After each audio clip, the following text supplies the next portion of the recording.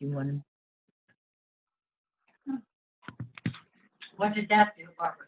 to unmute us? I'm unmuted, so they can hear it, if anybody's listening. Well, you asked why we weren't notified. We weren't notified when they were discussing, renting the building either. Okay. We only learned things. Is Dick Bennett still on? Mm-hmm. Yeah. Unfortunately, he came back. How did he get back? Because Locker. Lock.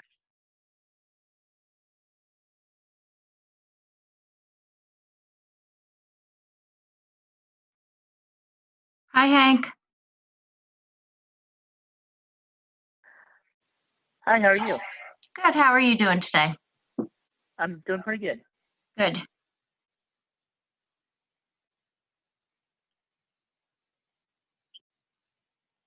Hi, Barb. Pat is here.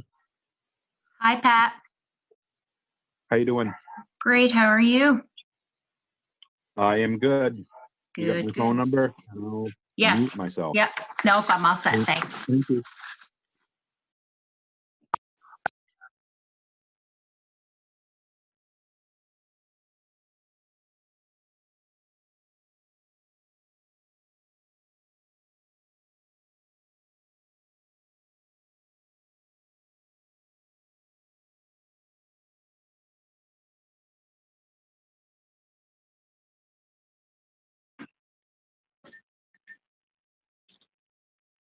Hi, this is Barbara Terrio, Alicia Hawks, Marilyn Rhodes, Ellie Spear, and Joyce Allen here from the committee from the old library. Hi there. Thank you for joining us. Hi. Thanks for letting us.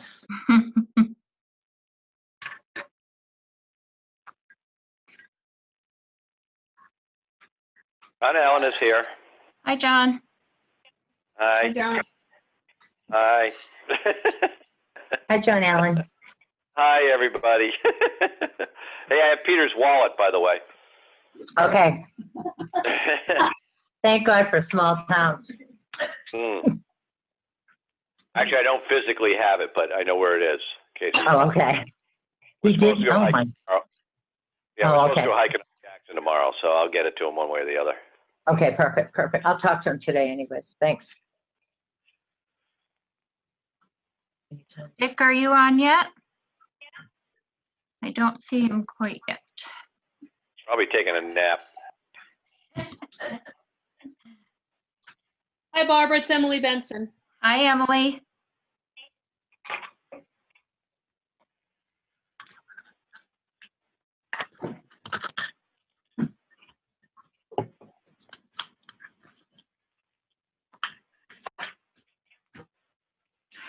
Beautiful day out. Hey, Bob. It's Jay. I'm in. Say that again. Who is that? It's Jay. I'm here. Okay. Thanks, Jay. I appreciate it. Okay. So we're just waiting on Mr. Bennett, I believe.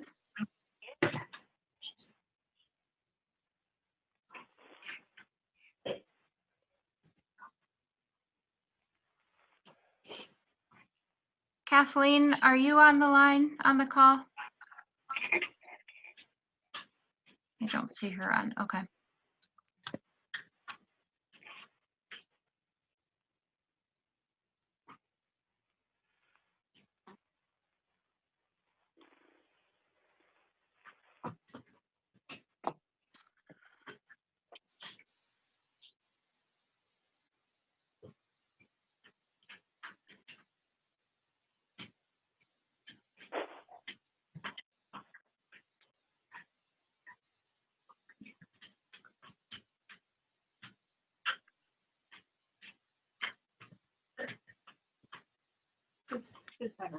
It's the agenda.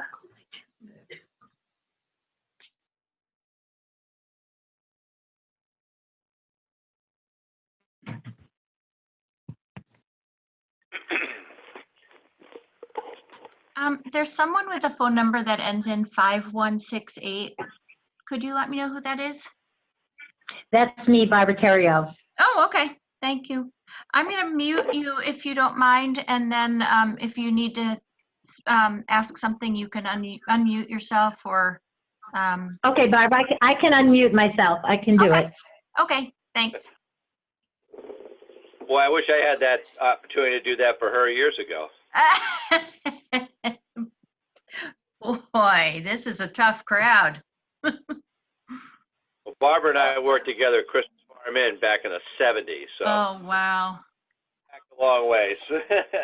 She used to come take care of my mom and dad's kitty cat a long time ago. Touched a lot of lives. All right, Mr. Bennett, you're 3 minutes late. I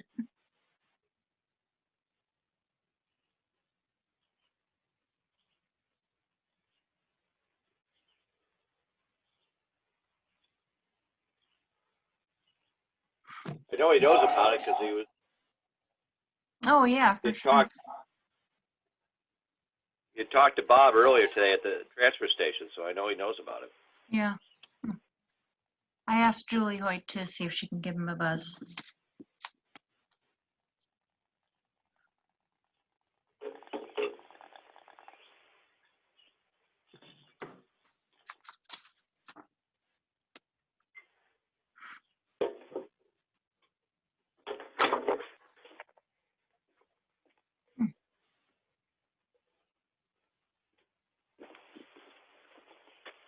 Oh, it is Bobby's home.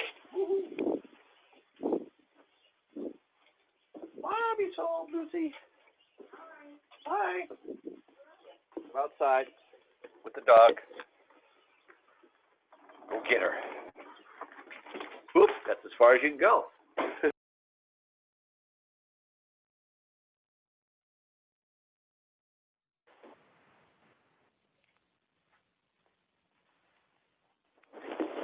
Hey, doggy.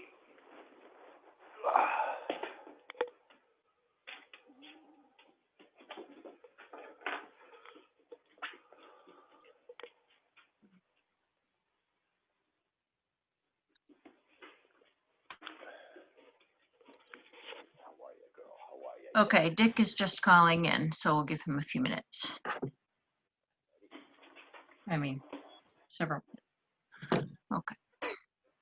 Right here. This one right there. I'm on my meeting phone right now.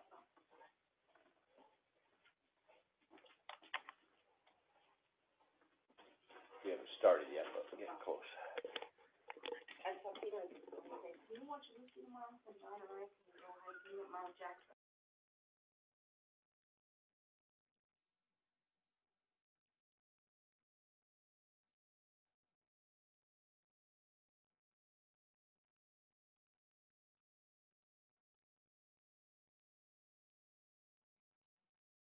It would be a good idea to.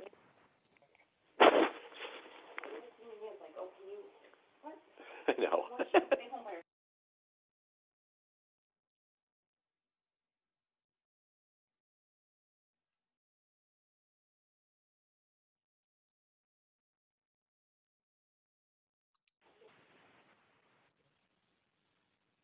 How we doing? Julie talked to Dick and he's calling in, so Okay. I believe he should be on in just a minute here.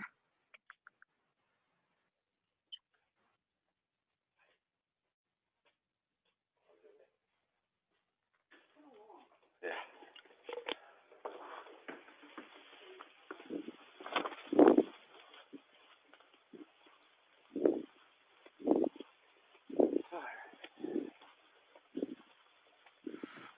Hmm.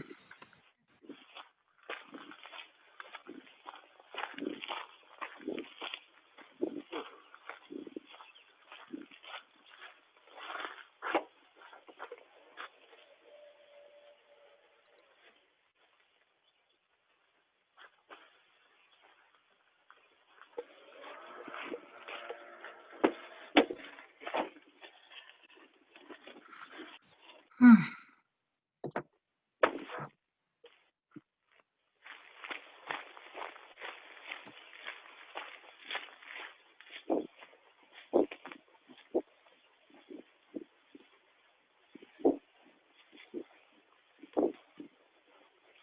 Hope he didn't pick the wrong numbers like I did last week. Right. Oh, come on now.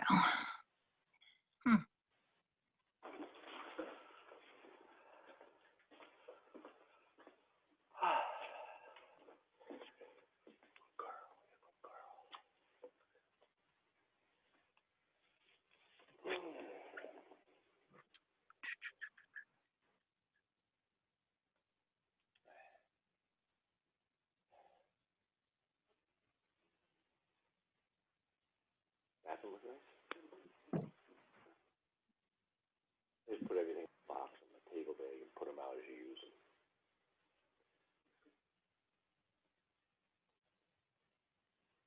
It was a hefty clean though, I'll tell you. That was, floor behind there was awful.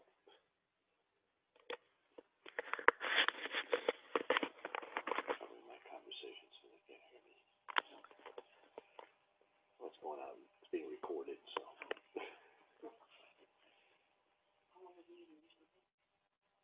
It's gonna be a double meeting today, so it's gonna be a long time, 6 o'clock.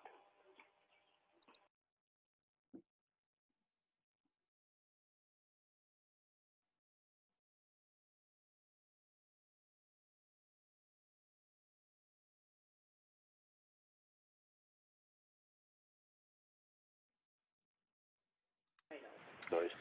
Huh. Julie said he's trying to call in again, so. All right, let's see.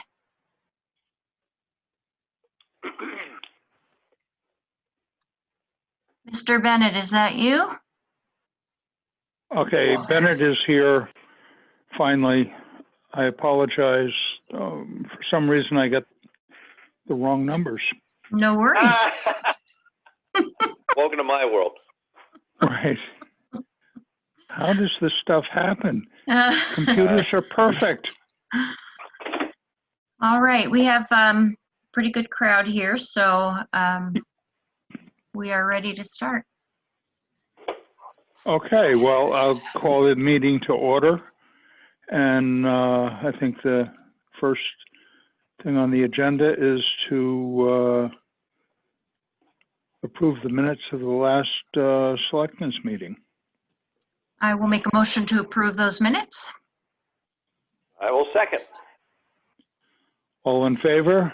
John? Aye. Oh, sorry. Oh, Barbara? Aye.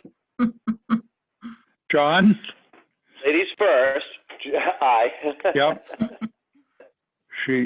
Barbara has voted. And John, you're an aye, I'm a and yes. Bennett is aye. Okay, and then I think we should, that was the June 23rd meeting, but then we had another special meeting on the 9th of July that dealt with yesterday's, so I think we should approve those minutes. And I'll make a motion to approve those minutes as well. I will second. Okay, John, Barbara, ladies first. Barbara, how do you vote? I vote yes. John? Yes. Bennett, yes. Okay, and now we have an update from the chamber. Kathleen, are you there? I do not see her number on the call. Okay. I think that the crux of it was the fireworks are canceled. The duck race will be held virtually, I guess, and that the covered bridge dance will go on, mandatory masks and social distancing, but it will be a private event with a $5 adult charge so that they can restrict anyone who is not wearing a mask from taking part. Julie Hoyt is going to reach out and see if Kathleen wants to be on the call. And I know an e-news went out about this event, but I'm really hesitant to approve this. John and Dick, do you have any other opinions or thoughts? Oh, I'm hesitant to approve anything that clumps people up. I just don't find that people are being particularly safe.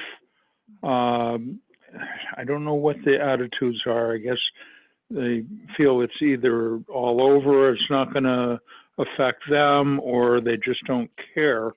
But I'm having a really hard time with, inviting people to come together on these group situations. So I would probably, if asked to vote, I would vote no. And I would agree as well. I think, this is not the time to push things like this. It's not a mandatory event. It's something that's social, and certainly we can have it another year, or do something different or whatever, but I just don't think it's the time to do it right now. Yeah, and Kathleen is not available right now, so I would. Do you want to wait for her input, or do you want to take a vote on it as it stands? I'm ready for a vote. I would appreciate her input, except that I think that we've seen her thoughts on how she would want to position it based on what the e-news said. So in my opinion, I just think that we need to vote on it at this point. I don't know that there's anything that would change my mind. All right, I'll entertain a motion. Oh, John, did you have other input?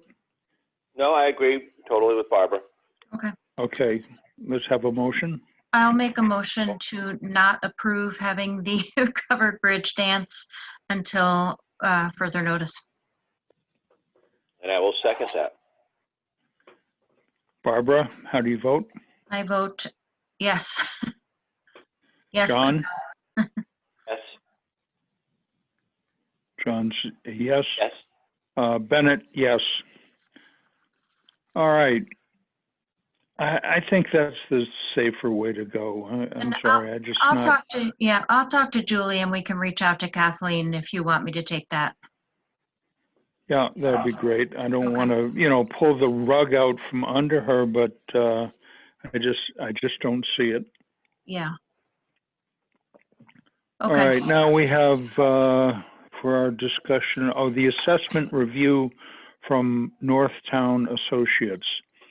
I had a chance to read. I sat and read each one, and I can't tell you how impressed I am with the homework that Jason does for this, and I, see no reason not to support his conclusions.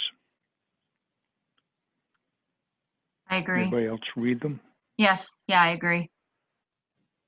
Yeah, this is, John? pretty much standard operating procedure with Jason. I think he does a great job as well, and I'm certainly on board with going with his recommendations. And his recommendations are also, he'll back us up if any of this is contested. So I just find he's very professional and very thorough. Okay, I'd like to I'd entertain a motion for accepting Jason Northtown Associates assessment review. I'll make that motion. I will second that. Barbara, Aye. how do you vote? I vote aye. John? I vote aye. Bennett, aye. Okay, And now just we have, well, I'm sorry, just a point of order. We missed Emily with the EMD update, item number 2. see, I somehow have got the wrong agenda, so I need to be corrected at all points where Yep. Yeah, I this was a failed. late addition. Like the wrong number to call in. That only took me 10 minutes. But anyway, happy to hear from Emily. I'd love to hear the update. Hi, everybody. Can you hear me? Mm-hmm. Hi. So first I want to thank you all for making the decision that you did on the cover bridge dance. I did reach out to Kathleen and just left a message, just some of my concerns that myself and others had. So thank you for that. Just on a couple other things, I have been working with Karen Burton and others regarding the personal protective equipment that is coming from the state through the Secretary of State's office for the election. I'm getting an echo there. For the elections in September and November. And the state is reaching out to all the emergency management directors to coordinate that. I believe that equipment's going to be arriving mid-August, so I'll be working with Karen. I think we figured out where that can be stored in the meantime.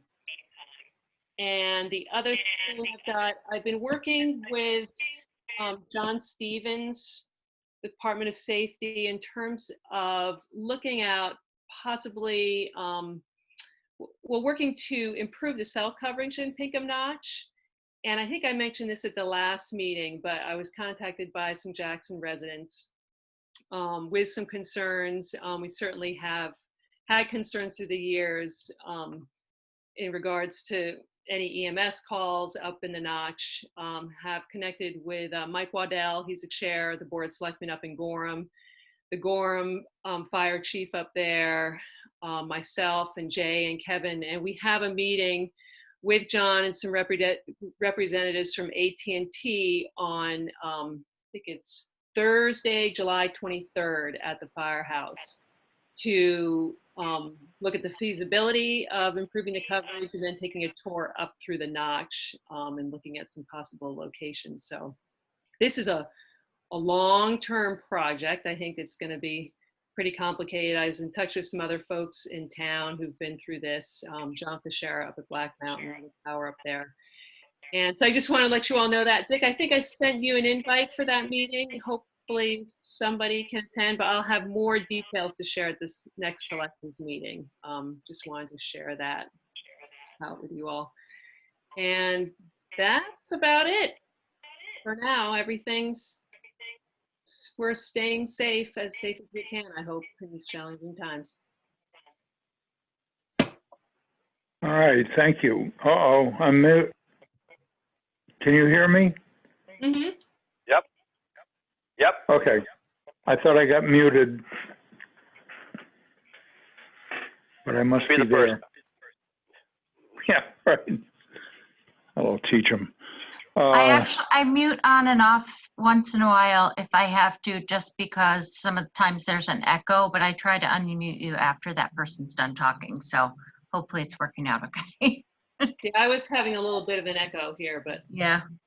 I think it worked out. Yeah, I did. I had it and then it went away. Okay. All right. Well, thank you, Emily. Keep us posted. Keep doing your fine work.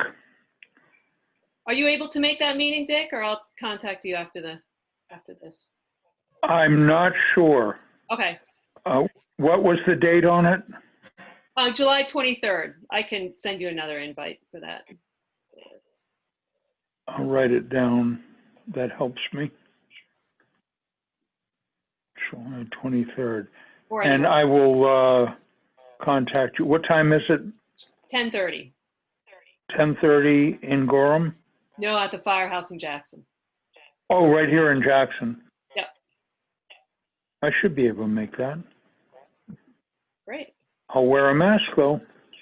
Oh, yes. We're practicing social distancing, and you have to have a mask.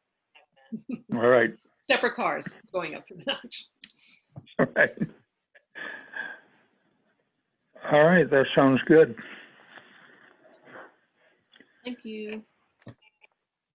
Yes, Thanks, Emily. thank you. Thank you. We're back on track. All right, on my agenda, the next thing is the renewal of the line of credits for the Valley Crossroad Bridge. Mhm. I will make a motion to renew the new renewal because nothing has changed. It's just a new version of the, with new dates. So I'll make a motion to accept that. And I will second my second. Barbara, how would you vote on that? I vote yes. John? Yes? And Dick Bennett, yes. Now, the other thing we have to do concerning that is to authorize the treasurer to advance the funds from those loans. That way, she can deal with it directly. So I would entertain a motion for that. I will make a motion to allow the treasurer to advance those funds for the bridge. I will second that. Barbara, how do you vote? I vote yes. John? Yes. Bennett, yes. And the other part of that document was, or a separate document, but it was our TAN, I think it was our TAN. Anyway, it's our line of credit for the town. Right. If we get caught short. So I think we should vote that in also. Was that? Okay. I'll make a motion to vote the renewal of the TAN. And I will second. Barbara, how do you vote? I vote yes. John? Yes. Bennett, yes. All right, then I have trustees of the trust fund withdrawal. I will try to read that correctly as soon as I find it. Bridge. Were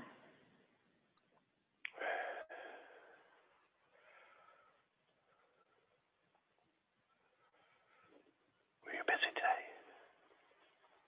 I know it's here. It used to be so nice to have that folder and had everything all laid out. News, no.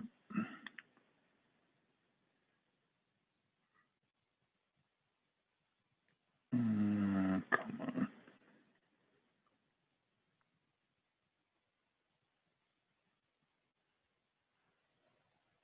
Withdrawal document. Sounds good. All right, dear trustees, the Board of Selectmen are requesting the following withdrawals from the trust funds as indicated below. $3,000 from the Baker Prospect Farm Fund 0023, see attached invoice 2028 dated 6/22/2020 from Forest Land Improvement. And then $1,343.89 from the Wentworth Wildcat Fund 0029 with the attached invoice $1,100, invoice 20182 dated 6/16/2020 from Maine Turf. $161.97, order number 111-6044-1767458 from Amazon.com, and $81.72, invoice 820579 dated 6/30/2020, Lucy Hardware. I'll make a motion to accept. I will make a motion to accept that withdrawal from the trustee funds. And I will second that motion. Barbara, how do you vote? I vote yes. John? I vote yes. Bennett, yes. All right, now I have to go back to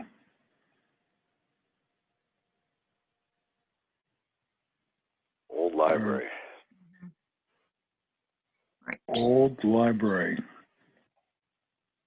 And that was the use of the old library? No, this is the request to change the name of the old library. Oh, that's right, yes. I'm sorry. That's okay. That would be done at a town meeting. Right? Right. So I know Denise Saxey had brought this up, and I know we have some folks on the phone as well with Joyce and Barbara and Alicia, et cetera. So I guess, do we need to know if there are any questions that people have on that, or is it just that it should be brought up at town meeting? Well, we Warrant. ask it now, but it's not going to go anywhere until we have a vote. Have a vote at town meeting. Right. I think she should put the wording forward and get or we can put it for her. She can bring it to us, and if we decide to add it to the warrant, we'll do that. Excuse me, this is Alicia. So there's no discussion of this tonight at this meeting? Sure, we can discuss I don't it. know what the discussion would be, because there's not much we can do about it at this time. It would have to be approved by the town to change the name. We're not Okay. going to change it. If you want to just, take a straw poll of what the selectmen think of the idea, I suppose we could do that, but there isn't any place else you certainly may weigh in yourself if you'd care to. Okay, we just thought that number 5 was, so that's just a request to change the name. We're not going to discuss it. We're just wondering why. So what's the reason to change the name of the old library?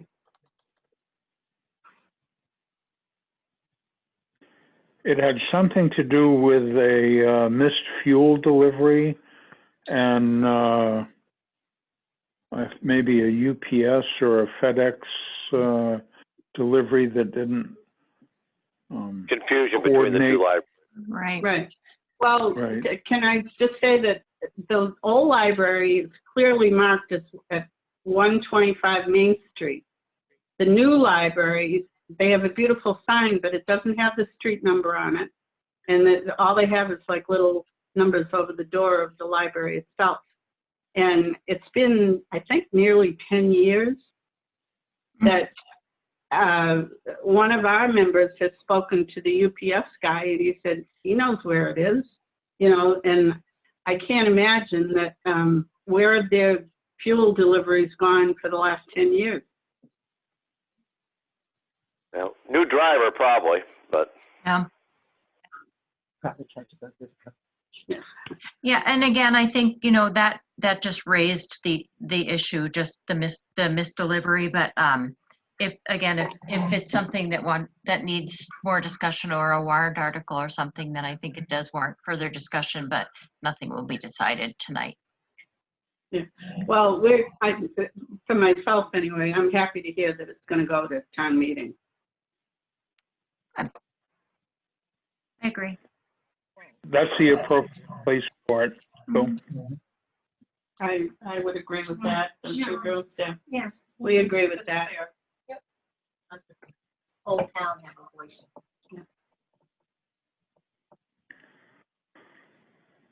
okay, well, then I'm going to move on to the next agenda item. I have employee mask policy at the transfer station. A request it was a question from Alan Brooks. I'm not sure what can we mandate for the employees at the transfer station. John, you probably know more about this. You're up there, you're helping, you're certainly talking with them, and you're wearing a mask. I mean, I was up there, I saw you. Yeah, So what there do you was think? one day when my mask broke and I didn't have a backup, but it was pretty hot and sweaty a couple times, and they deteriorated on me, and I got caught without one. But I've been trying to wear one. It's not mandated by the Bartlett town employees, apparently. I wear one out of choice. I am communicating with people at a rather 6-foot distance quite often, and so I thought it was appropriate to wear one. But I think that's a choice as far as the employees at Bartlett, as far as I know. I'm the same way Okay. you are. I wear one out of choice as well. I guess personally, I think that in roles that we serve and for our employees, it shows a sense of leadership and safety, and we're the ones who should be setting examples for what we would hope other people would do in this situation until things get better. So, I know I guess we can't mandate that our employees wear them, but I know the police department wears them and select other few, but I just think it shows a good example of what we're trying to exemplify in town here to keep everyone safe. And Well, it is. Go ahead, Dick. Down the agenda, we're going to speak with the Bartlett selectmen are in attendance to talk about the transfer station. So maybe we'll get some more ideas from them. Yeah, I said, the last few weeks it has been so extraordinarily hot in there. I mean, you try to wear one, and it really is difficult to get oxygen in there. And we do, at least for me, I try to keep it on as much as possible. But it was just literally pouring off me in sweat this week, and they're breaking down. Oh, and I think too, John, you bring up a good point. When you interact with people, though, I think you make a point to wear a mask then versus having it on 100% of the time when you're dealing with the heat and things like that. So I think your intent is there too. Yeah. All right. Thank you for that. Well, thank you for your efforts up there. Yeah, for sure. Thank you. I appreciate it. It's fun. Good group of people up there. Yeah, we do have a good group. What a way to spend a Sunday, huh? Yeah. All right. Jay Henry, are you available? Yeah, hold on. Okay, Jay? I'm here, I guess. Yep. Can hear you. Okay. Well, I talked with Dick about the brush by the sidewalk up at the falls. Every so often, we've always cut the brush along the sidewalk, some of it for safety reasons to be able to see the falls and rescue purposes. We had a rescue a couple weeks ago that was down over the steep part. Luckily, it didn't turn bad. It was a young person who self-extricated themselves. But it brought up the fact that we haven't done any brush removal over the sidewalk in probably 5 years or so. I know we did it a couple times since I was there, when I was there as the road agent. And I know Ed used to do it a lot, and Arthur used to do it long before that. So it's something that's always been done. I just wanted to let Dick know that we should probably do that. So we did have a conversation about it, and just wanted to let people know that that needed to be done. All right. Well, I talked with Pat about it, and he's on board for doing that maintenance work. We have a real problem with the invasive species in there, particularly buckthorn. Right now, it is starting to produce seeds.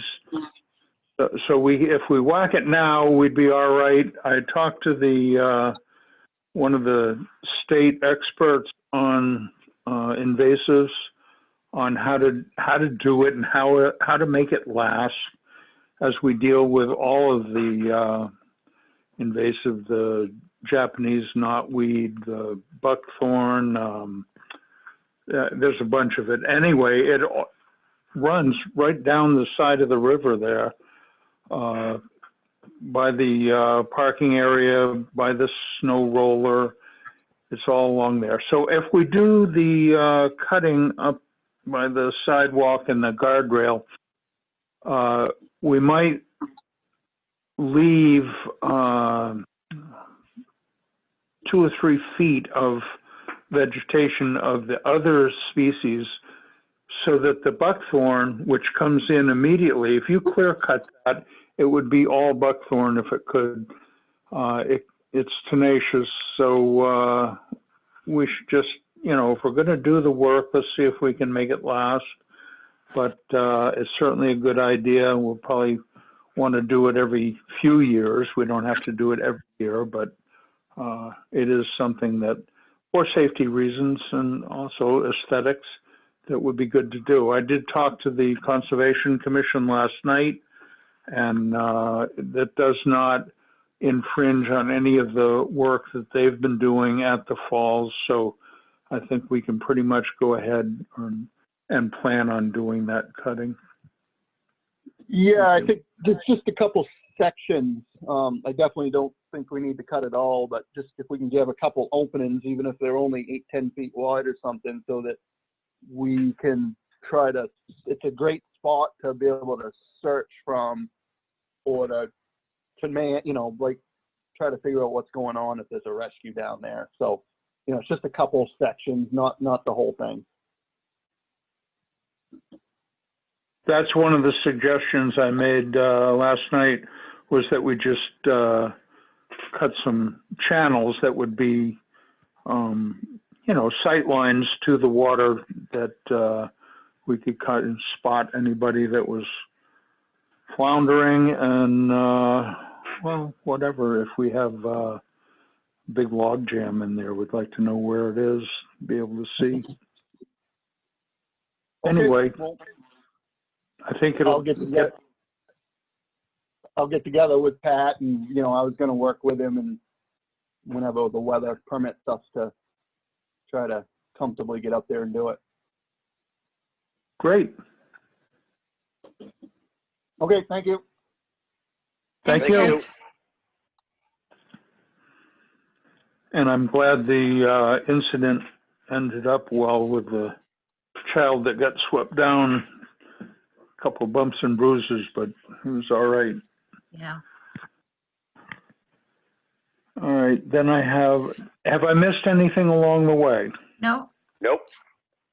I have updates on the office window for the selectman's office to match what was done at the town clerk's office. So, Gary Allen did just a great job of creating a little bit more workable desk area for the town clerk. Well, now the selectman's office ladies would like to have a similar application. So I think that it's appropriate.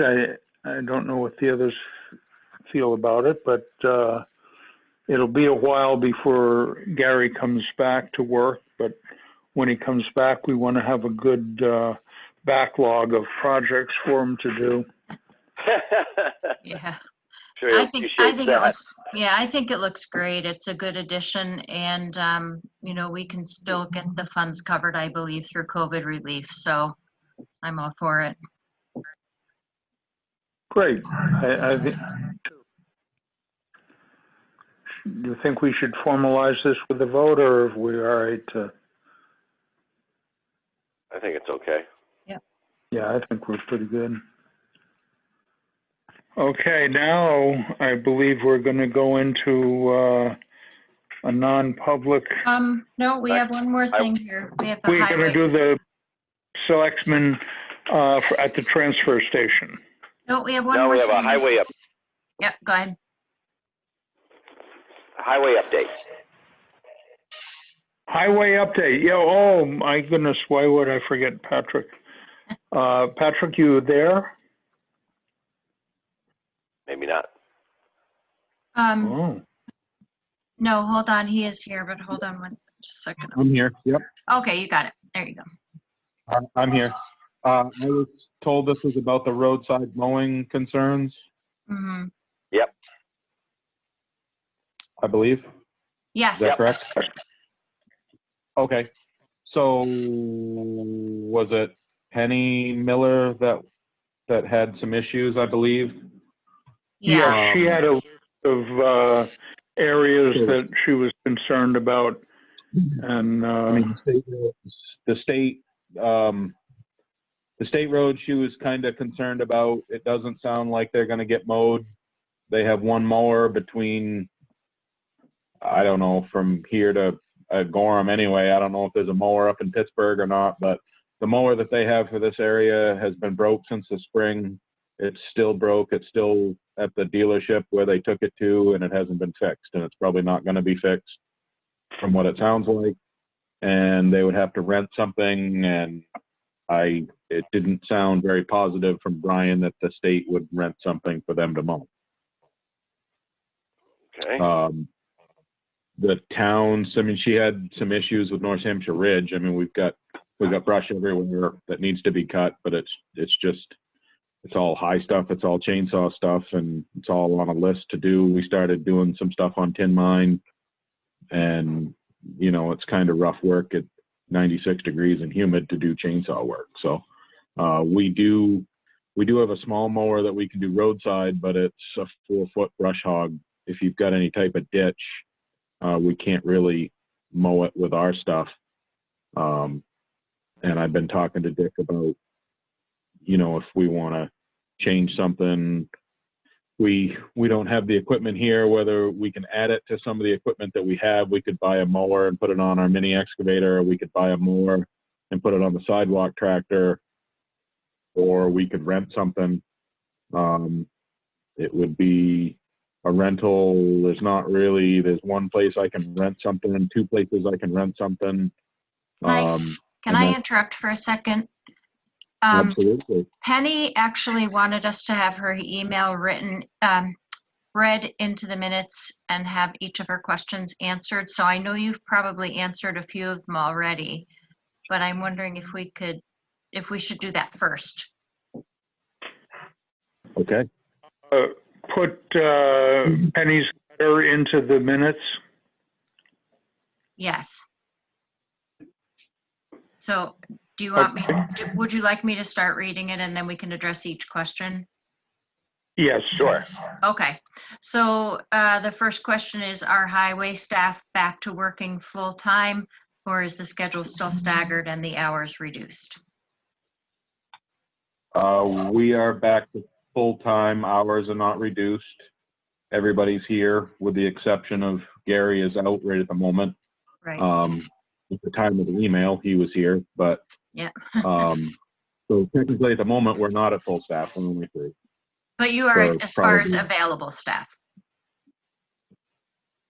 But everybody available is there every day Correct. for a full day's. Yeah. Yes. Yeah. Yes. And then the second Yes, question, it which makes sense. I believe you've started to answer, is who is responsible for mowing Route 16B? Visibility continues to get worse and worse. It was not mowed last year and not sure about the year before. It is dangerous for walkers and bikers, which results in it being dangerous for drivers. So, like I said, I think you answered most of that. Yeah, and I'm assuming her referring to 16B would be either Carter Notch Road or Maloon Road. It's sort of like the 5-mile circuit to me, but so Carter Notch, Maloon Road, Carter Moody Notch Road, Moody Farm Road, Mhm. and Black Mountain Road are state-owned and haven't been mowed. And there is no plan to mow them. Okay. At And this then point. the next part of the email is ditto for North Hampshire Ridge Road. This is the second year in a row of no mowing and my car gets scratched if I stay in my lane because the trees are so overgrown. I have already had one antenna ripped off as I had to pull into my lane because of a passing truck. I'm not even in a tall truck, but a low minivan, and my car is buffeted by the woody growth. So then she was wondering would it be possible to list out what roads are scheduled for mowing? And the town spent a lot of mowing on 2019, but the results are not obvious with the amount of woody growth on many of the roadsides in town. Well, it's kind of two different situations. Roadside mowing is roadside mowing and grass, and there's not really any grass impeding the highway on North Hampshire Ridge. There's definitely wood, which is brush, which when I responded to the email to replying, it's chainsaw and chipper work. And I mean, it's a full-time schedule. With doing that, we do it as we can when we do it in the morning and do other stuff. So it's just, I don't have a schedule. It's just always an ongoing thing. That's just something we do. Mm-hmm. We did some last year in North Hampshire Ridge, and we did North Hampshire Ridge. We did part of North Hampshire Ridge, and then we did Lower Highlands up there. And we've been working on Tin Mine. It's kind of all depends on how busy we are, and it kind of takes 4 people. And so far this spring, we've only had really 3 people because Gary's been at the office for most of the spring doing your window stuff. So I guess to answer part of the question too, is there a schedule or a list of the roads that are scheduled for mowing or through either the town, or would that be something that the state could answer? I don't believe there's a schedule for the state because they don't have a mower. So okay, yeah. And we're kind of limited as well. So if we can, so there's not really a if we schedule. move forward for, I mean, every road in town probably has a little section on it that needs to have some brush cut. So. Have we subbed out mowing before? I thought maybe the Davises had done some for us. Yep, they have. And I mean, it sometimes results in unhappy town people. Yeah. It's kind of if we wanted to rent something, it's $3,500 a week to rent something for a roadside mower. They're not really available because you have to have something with an arm on it, with a boom arm that can reach over kind of the ditch. You just can't drive into the ditch with a tractor. So we had a sickle bar on the John Deere that we bought. It had a sickle bar on it, but it's not really built to do roadside mowing. It's kind of built for hay, and it usually breaks. And every year that we've used it, it usually is about $2,000 repair bill with it. So I haven't fixed it. I put a bunch of money into it, and the same exact problem happens. So there's a possibility of purchasing an arm with a mower for the sidewalk tractor that I've looked into. Potentially $5,000 or $6,000. It's a used unit. I might go see it this week. There's 3 units that are for sale that are used from the dealer where we bought the sidewalk tractor. He's saying we would need to put in an offer on it. And the sales guy was telling me he thought maybe $5,000 would buy one. There's a other option of putting a mower head on the mini excavator that we have, and that would be a $5,000 to $7,000 option.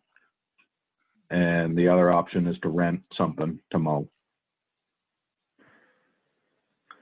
And that's well, I appreciate you looking into all that, because it is something we're going to have to deal with for down the line. I mean, if we can't get a satisfactory subcontractor, then we should do it ourselves. And if we do it ourselves, we should have the equipment to do it. So I'd have to really look at spending $5,000 on a mower against, what other rentals would cost or what a subcontractor would cost us. So, it doesn't seem like a bad investment, but I would like you to look further into it, take a look at the machine that they have available or machines they have available that would fit onto our existing tractor, and probably give us a heads up on that when you know more. Right. And I mean, if we have something and you guys want me to do state road stuff, I mean, we could, I have a tractor that would do a little bit on the state roads just because it's a flatter, it doesn't have the deep ditches that a lot of the town roads do. Has a little bit of a shoulder, I guess. But I know a few years back we did some state road work and we got read the riot act from a particular person in town. Why are we mowing state roads? It's not our responsibility. So if you guys would like me to do something there, if we have the ability and the time, we can. I definitely want it to come from you, so I wouldn't overstep my bounds, but we, kind of up to you. Would the state ever reimburse you for, they hire subcontractors sometimes, and I don't know if they'd consider, the town of Jackson as a subcontractor for the roads here. I actually asked that question to Brian. I said, if we rented something, would the state give us a little money towards the rental so that we could do the state roads? And I said, I kind of knew the answer to the question because they don't really play all that nice with other people. So, and he kind of laughed. So, if we wanted the state roads done, I'm sure we could just do them ourselves, but I don't think we would get any reimbursement from the state unless we would have to dig deeper into that, I guess. Not Maybe a thank you letter? What's that? Well, we might do that. Thank you letter. Yeah. Yeah. Maybe I could get a medal. Yeah. I can get you one of those.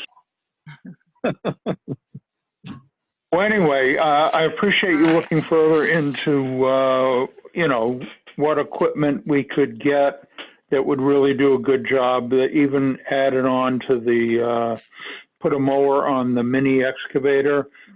And that's nice. It has an articulated arm that reaches out and could, hit the all points on the right of way. And, it doesn't do a lawnmower job, but it certainly keeps the poplar and the cherry and the raspberries and everything that grows in so quickly. So anyway, I would ask you to keep looking into it. Right. Sorry for interrupting. The rental is a fairly large, it's like a 80 or a 90 horse John Deere with a big boom arm on it. So it would do that as well. The rental, there's basically only one place I can get something to rent. There's another option available, but it would be fairly difficult. It was an excavator on tracks that would have to get moved a bunch, which I don't even have the capability of moving it. So we'd have to get a truck and a trailer to move it. So it's really not a viable option. Mm-hmm. So I'll keep you updated. Yeah, let's look at it. Barbara, Okay. you good with that? Yeah, thanks, Pat. I appreciate all that detail. It would be nice to see a presentation and what you think, because it's not going to, like Dick said, it's not going to go away. No. Yeah, it's just something that you fight and struggle with. Yeah. So, John, you good with this? Yeah, thank you, Pat, for your efforts on that. okay. Thank you, Pat. Okay. Mute myself, and you guys have a good evening. Thanks, you too. Okay, now we should go to the transfer station with the Bartlett selectmen. Right, and I believe they are all on the phone call, so I'm gonna unmute. Vicky, are you there? Yes, I'm here, Barbara. Okay, and Jean, Yes. hi there. Hi. Gus. And then who else do we have on from Bartlett? I'm trying to identify the numbers. Is Gus on?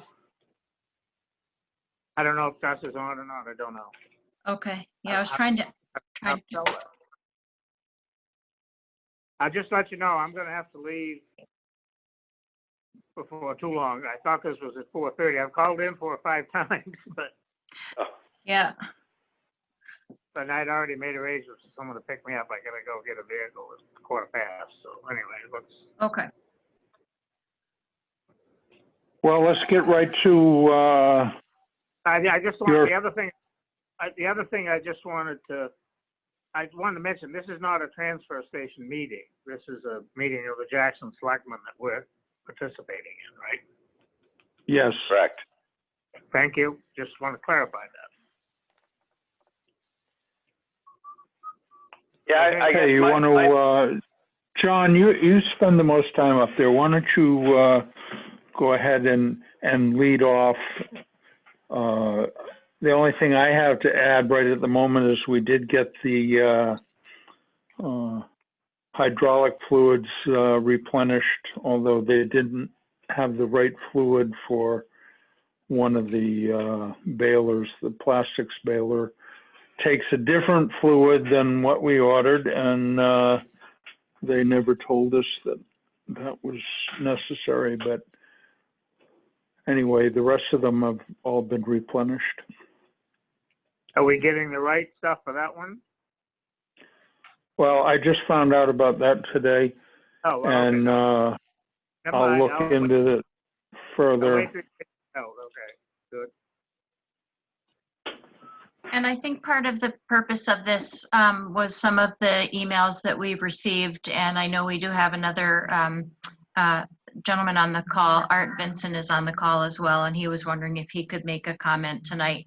And we were really kind of, I think, trying to strategize on what to do with the stickers and wanting to know Bartlett's input on that and how they handle the stickers. Is that a question?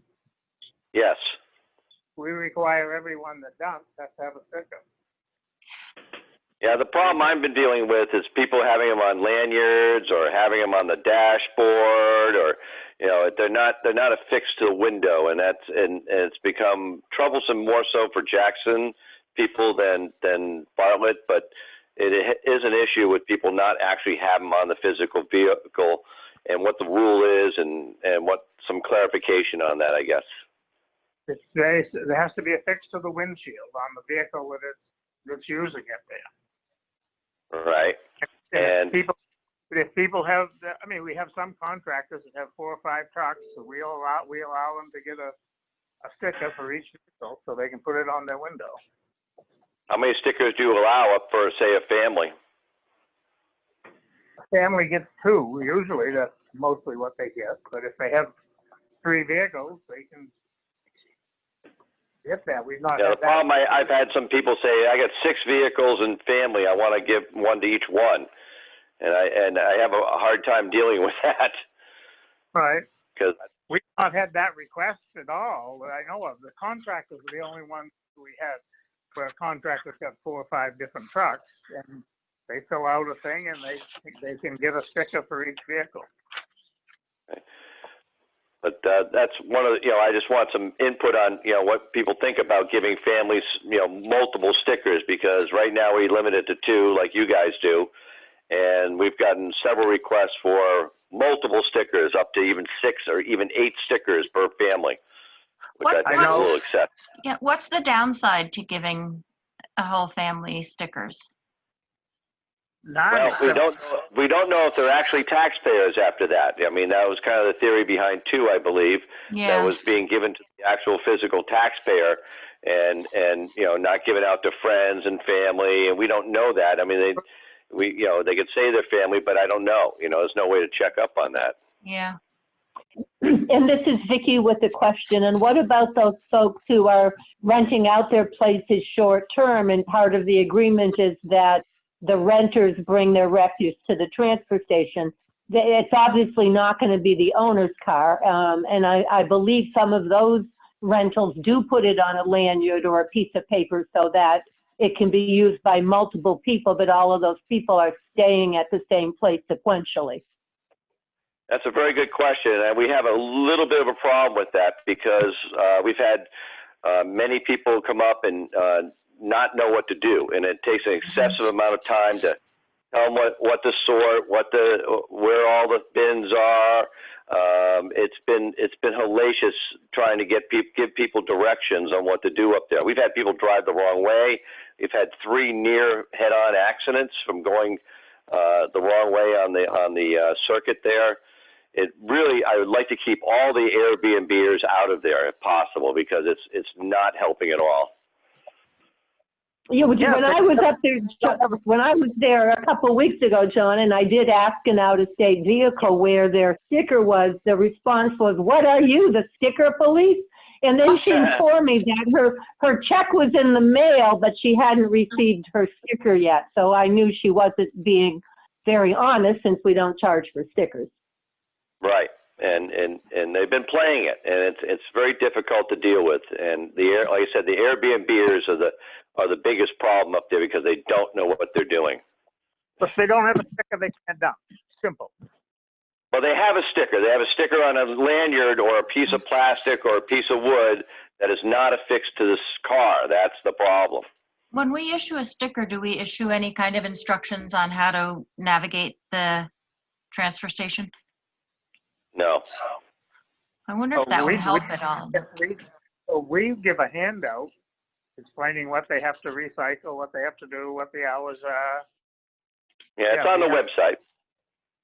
Yeah, and we give Yeah, I them- just we wonder give if it them would be those- helpful to have it so it could be at each rental unit, that this is part of your agreement, or also since we're doing the conditional use permit, if we include it with that as well. Well, that's all well and good, but when they come in and they don't recycle, or they made a very poor attempt of recycling, then we revoke the homeowner's sticker privileges. So that's the problem they're going to be facing, is the first time an Airbnb comes up with cans in their household trash, they're going to lose their privileges. Right. So that's going to be a whole can of worms right there. So John, it appears, I'm interpreting what you're saying is maybe we should stick with 2 stickers per household, and they need to be affixed to the windshield of the car. That's the only way we can ensure that they're people who are taxpayers, who know how this transfer station works, and they're not being passed around illegally. It's a real problem. The Airbnb can be required to use a service that will pick up, if they can't be there themselves, which a lot of them aren't, residents, but they're taxpayers. They can get a service to pick up the trash at the end of a weekend or a week. I don't know, the short-term renters are coming up for a week, that's fine. But they can charge, put on a stipend for trash instead of sending them to the transfer station, where, as John said, they pretty much don't do anything but cause trouble for us. I guess this is Barb again. I think that we need to probably do a good job of communicating when the stickers are handed out. So maybe, like Jean said, giving an informational pamphlet out, which, John, I know that means the person has to read it and take that information. But I also think you can laminate a sticker and put it so it's removable to put in your windshield. So it would be sitting in the windshield, but you can peel it off and on and off. And it would still have to be in the windshield versus a lanyard. And my point on that is because one of the emails that we received is for someone that has family that comes up periodically and different members of the family. So they may have 5 different people during the summer, they don't need 5 stickers.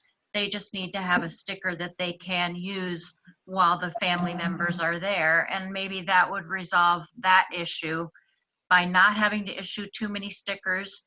They make sure that they're following the rules. And then as far as the short-term rental folks, they may have their privileges revoked if they don't instruct their renters on how to navigate the transfer station, but that's part of the pain of being a short-term renter.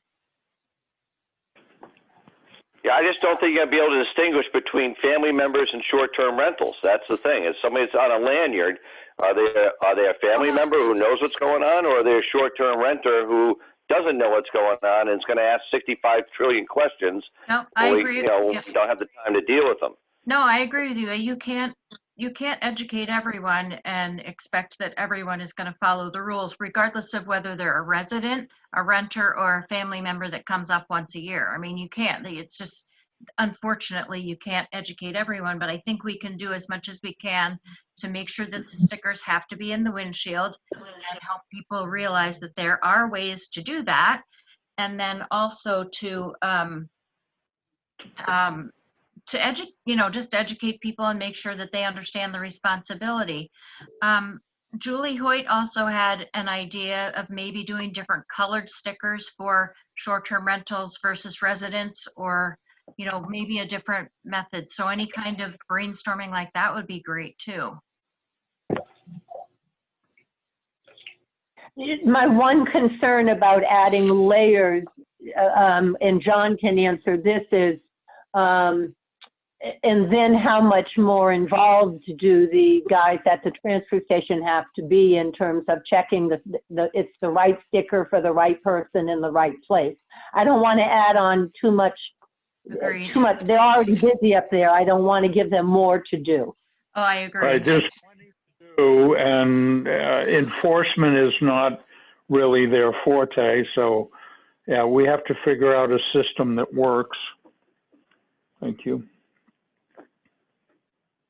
Well, I wanted to make sure, it's something I think, we as a select board need to have a meeting with the Bartlett Select Board to have a transfer station official meeting to kind of sort these things out, because it really is a problem. And, I just can't see the Airbnbers being up there. I really can't. It's just, Right. It is just a cluster, up there. Might I suggest that at the risk of, don't laugh when I suggest this, but can you just put together a couple of people for a committee, come up with a few ideas that we can then discuss? So they're just having another meeting where we're starting from where we are now. Can we have a couple of people get together and come up with? Sure. Yeah, I think that's a great idea. No laughing. I think that's a great idea. And John, if you're not part of that committee, I would like at least input from someone who's working at the transfer station, because again, I don't want to impose unworkable ideas. And I've only rented an Airbnb once in my life, but there was no obligation for me to take care of the garbage. I know. I've never heard of that. I've never heard of Airbnbers taking care of their own garbage. It's out of my... I can't imagine they would do it anyway, even if they were supposed to do it. They're leaving. Why the hell do they? Exactly. So, Vicki, are you volunteering? Yes, if we can, I would be more John? comfortable doing the meeting remotely. And John? I'd love to work with Vicki, yes. Is that okay with Jackson, that John and Vicki get together at either together or over the phone? They can figure that out and come up with some few ideas, and then we can hash them over. Sounds good. That sounds like a workable situation to me. Yeah, I have one more question too. What do we tell the folks that are being turned away now, that they have to affix it in the window? So as of today, they still have to have a sticker and they need to affix it in the window where it's visible, correct? At least in Bartlett, that's the case. And that's what it says on our website. The one thing we've been very clear about to Don is, at least when he has a complaint, when someone from Jackson complains or someone from Jackson isn't recycling, we don't get involved in that. We send the information up or whatever and say that's a Jackson issue. They can deal with it however they deal with it. So from Bartlett's point of view, they have to have it affixed in the window, yes. One I think- last little comment about transfer station, if I may, is there are commercial people who are collecting trash for, I assume, Airbnbs and coming up to the transfer station and dumping it. And I just don't think that's acceptable because they're not recycling it at all. Well, anyone that's bringing stuff up there has to recycle. Okay, just being aware that I'm going to bring some names forward in the near future because there are several companies that are coming up and dumping illegally, and we've gotten quite a bit of hassle. And what are they saying to you? The actual company doesn't reside in Bartlett or Jackson, but they're saying it's Bartlett or Jackson refuse, so they're entitled to dump it? This has actually been more Bartlett than Jackson, but there has been a little bit of both, or more so in Bartlett, like I said. They actually have a Bartlett sticker on their car. So somehow they've got a sticker, and it's main plates, and they're supposedly running a company and picking up trash and dumping it at a station. I don't know how it works. I'll get the number for you when I see him again. But yeah, definitely. We're certainly not aware of it. I mean, yeah, we stopped one company for 6 months from dumping up there because they weren't recycling. We told them they couldn't count for 6 months. Okay, so we'll deal with that, I guess. Yeah. And then, Dick, did you want to see if the gentleman who was on the phone wanted to comment at all still?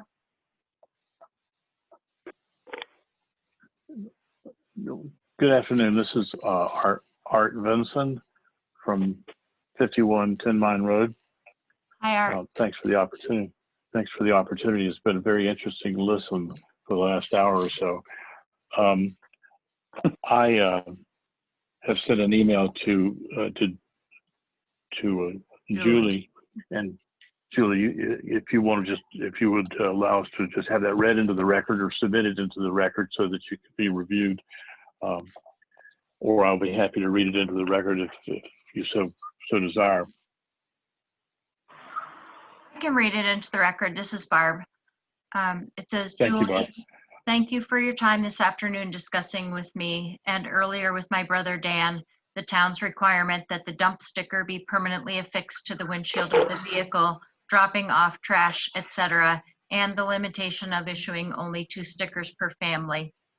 In short, for my family, this policy is unworkable. We arrive throughout the summer, fall, and winter in rental and personal cars from points throughout the U.S. For decades, we've used a sticker affixed to a postcard that is kept in a reserved place in the cabin and placed on the dash of whatever vehicle is using the transfer station. This has worked well for us and to our knowledge has not caused any problems with the town fulfilling its responsibility to accept our trash and recyclables. I'm looking forward to listening to the meeting this afternoon and will offer comments if the selectmen so desire. And that's from Art Vinson. Thank you. This is Vicki Garland. I have a question for Mr. Vincent. Are there any times when your cabin is rented out to non-family members, or is it strictly used by family members? It's strictly used by family members. Thank you. And that last problem is we don't know who is and who isn't.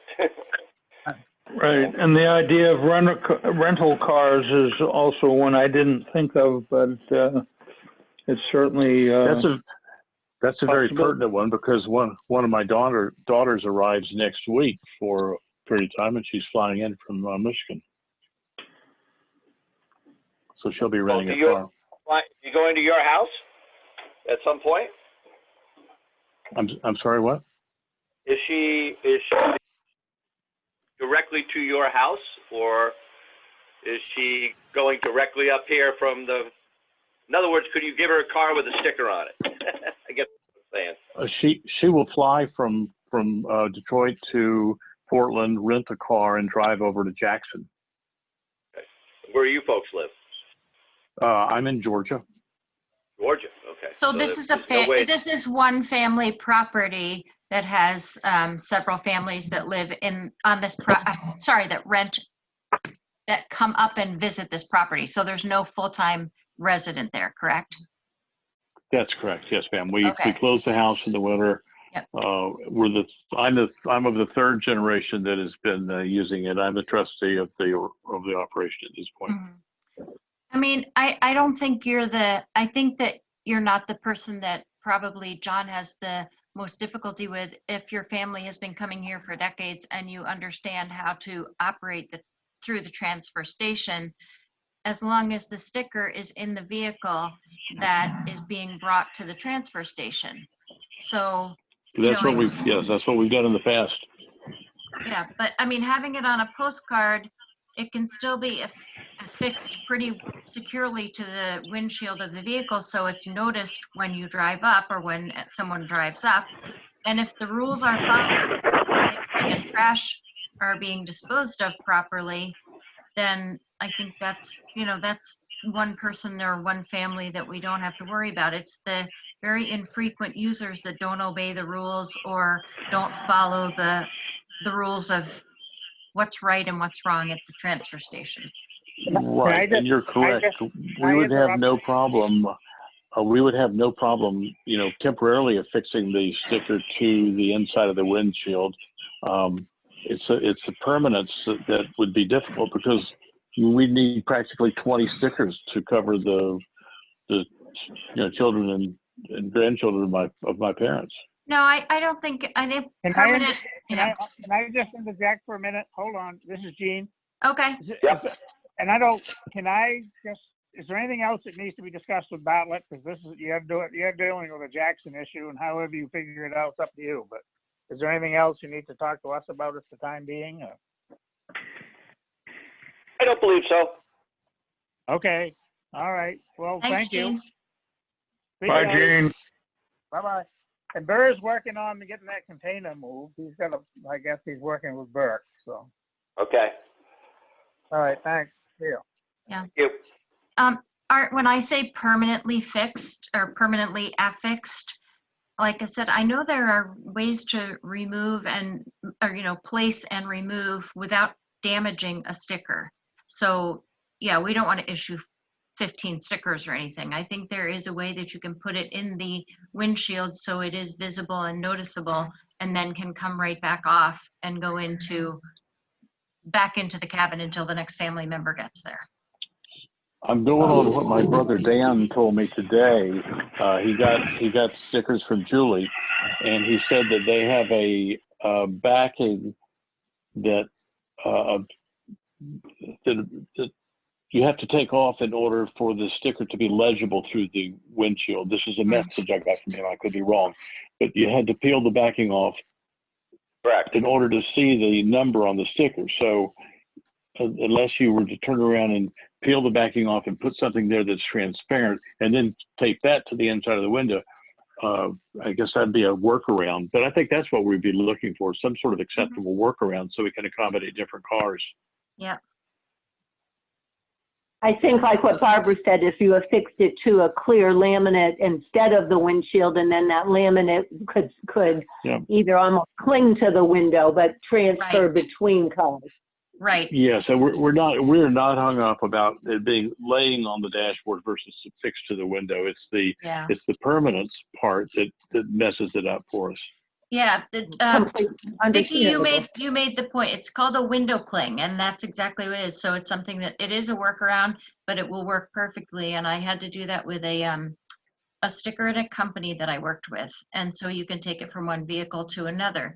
And again, John, you'll never know who is the taxpayer and who is the right person at the transfer station, but as long as each of your members is displaying the sticker properly and obeying the rules and following the directions and, being courteous up at the transfer station, then I don't think this should be a problem for you, Art, and your family.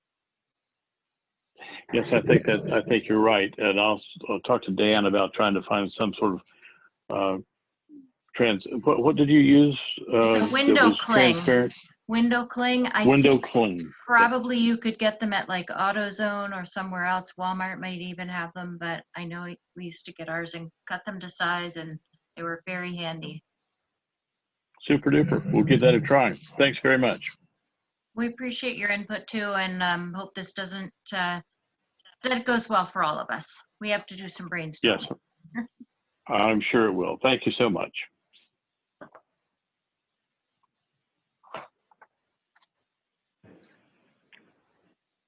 All right. Well, I think the only thing that's going to be troublesome is that we're going to have to put in an inordinate amount of time checking bags now to make sure people recycle. And that's going to be, and we don't have the staff up there to do that. I mean, we're already shorthanded. Somebody's leaving next week. So we're down 2 people already, and they'll be down a 3rd person. So, this is something that's going to be, it's going to take an inordinate amount of time to have. This is what I've been doing: is sitting at the hoppers, at the compactors, checking stickers and making sure people don't have mixed garbage in their household trash. And that means I'm going to have to open up a lot of bags and turn a lot of people away and write up people for not separating properly. I just don't think I'm going to have the time to do that. No, I agree with you. And I think that, again, it doesn't have to be, it's not going to be limited to Airbnbers or whatever. It can be residents that aren't recycling properly. And unfortunately, we're just going to, I look forward to seeing what kind of ideas we can come up with that are not necessarily based around sticker issuance, but having people learn the rules and obey the rules up there. So maybe better education or handing out flyers with the stickers like Bartlett does or something, and then just being more forceful and telling people that they can't use the transfer station if they're not doing it properly. How many warnings? How many times they get allowed? What's the time for you? What's the penalty stage phases? That's the other thing we have to determine too. Is it 3 strikes and you're out? 1 strike you get 6 months off? What kind of penalty is there for not recycling properly? Yeah, I mean, good question.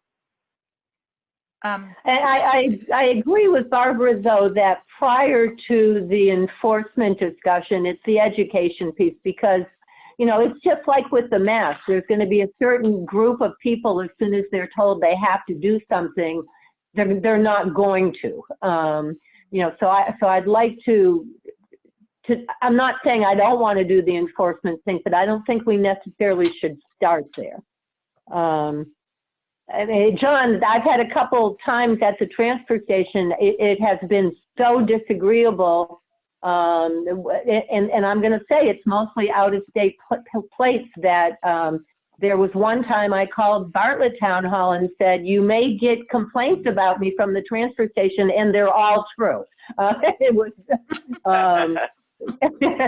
there was no mask wearing by the users, not the workers. There was no social distancing, and it was very frustrating. There was an instance where someone was yelling at one of our workers and then came, no mask, and then came over and yelled at me. I couldn't believe that it was the transfer station that I was going to feel the most unsafe at. So yes, I think some guidance, but I'm not real big on starting with enforcement. It's necessary, but I don't want to start there. Art, did you have another question? I think it was touched on, but it was a matter of educational issues about the transfer station, and perhaps we could partner with one of the local universities or trade schools to get an educational video about how to use the transfer signal and put it. Okay, great. Yeah, we have one that John Allen did with Hank Benish. So yeah, I'd be happy to do another video if you want. Yep. It's on our website. Yeah, for sure. Super. Thanks. Thank you. Yeah, we could probably do an update one, but not much has changed. I mean, we're still, I just kind of refresh everybody's mind. We only collect bottles for plastic. Only bottles. No other plastics. Okay? My husband came home from the transfer station last weekend with some pictures, John, and he said it was so frustrating to see what people were throwing in with the plastic. And it's very well displayed, but I feel for you. Yeah, but we actually need a person at the thing, but that's a different story. Yeah. Very frustrating. Yeah, and John, you're very clear that we're understaffed there also. Are there ads going out to, are we actively looking to replace the people who are leaving? Not that I'm aware of, Vicki. Well, there's a problem right there. Okay. Yeah. You can handle that, I'd be appreciated. But we definitely, I haven't seen anything in the paper, but. Okay. All right. I got enough jobs right now. I was going to say that. So, John, because I believe I have more free time than you, I'm going to wait to hear from you, and we can have a phone conversation about what we think some of that guidance can look like. Sure. And congratulations on your retirement, Vicki. Yeah, it just feels like summer right now, so we'll see how it goes. I had some traveling plans which are now put on hold, but that's okay. I feel very, very blessed to live in a wonderful place, and it's not a bad place to have to hunker down for a while, you know. Totally true. Yeah. We're reasonably safe. Let's keep it that way. Exactly. That's all I have. All right. Well, I think that was actually a productive discussion of the transfer station. Yes. Now, we're going to go into a non-public. If I can get I'll make a motion to go into non-public, and I'm going to just say that I have the phone numbers of Dick and John, so I will know who's on the call, and if you don't hang up, I'll probably remove you anyway. So I'll make a motion to move into a non-public session. Ready? I will second. We didn't have anything on the building permits. We were just going to FYI those. I'm going to, when we go back into a regular session, I'm going to FYI those and then end the whole meeting with, excuse me, a statement of when our next meetings are. But I guess the proper protocol is to go into the non-public, time and date, then go back and end the non-public, then go back into our public, and then end that meeting. Okay. Right. And so I'm going to, Julie said that you need to do the FYI before the non-public. That's what I would think. Oh, okay. It's okay, you can do it. I can do it. We have, let's see, 6 building permits. Actually, there are 16. 16? Yes, and that's why we did them as an FYI instead of having you read all of them. Okay. Well, we've got all of these 16 building permits, and they've all been approved by our building inspector. And anybody that would like the specifics of any one of them, I think can get that information either from the minutes, because I imagine the minutes will reflect those. Correct. Or they can get it from the office. Is that good enough? And the agenda. Yes, and they were on the agenda as well, correct. On the agenda. Unfortunately, not on my agenda sheet, but I only had 6. Page then 2. The last, the regular meeting is that our next meeting will be Tuesday, July 21st at 4 p.m. of Zoom meeting. And the next 28th. one is Tuesday, August 11th at 4 p.m. a Zoom meeting. And actually, it's on the 28th. The original agenda that you had went out with the incorrect date. So it is on July 28th. All right. Oh, yeah. That would enough. make sense. That's enough for corrections. Yeah. Well, Okay. I knew I was going to need help. I'm glad you're We're all here for you, to Dick. help. Okay, well, now I will make a motion to go into a non-public. And I will second. We need to adjourn the regular meeting. I will make a motion to adjourn the regular meeting. I will second. Barbara, how do you vote? I vote yes. John? Yes. Bennett, yes. Okay. Now, let's go to the non-public. Okay, and it's just the three of us on the call right now. I'm going to also stop recording